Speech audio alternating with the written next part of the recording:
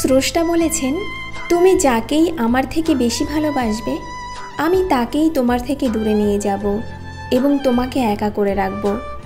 তিনি আরও বলেছেন, কখনো বলবে না আমি তাকে ছাড়া বাঁচব না, তবে আমি তাকে ছাড়াই তোমাকে বাঁচাবো এবং পেছনের অনুগত সব আবেগ কেড়ে নিয়ে তোমাকে দিব্যি সামনে নিয়ে যাব। তুমি কি দেখো না, ঋতুরাও বদলাতে থাকে, ছায়া দেওয়া গাছের পাতাও যায় শুকিয়ে, ধৈর্য হারিয়ে যায়, কিন্তু তোমার স্রষ্টা ধৈর্যশীল ও পরম দয়ালু। সেই ঝরে যাওয়া পাতার ডাল থেকেই আবার সবুজ পাতা গজায়। তুমি কি দেখো না তোমার স্রষ্টার এই নিদর্শন?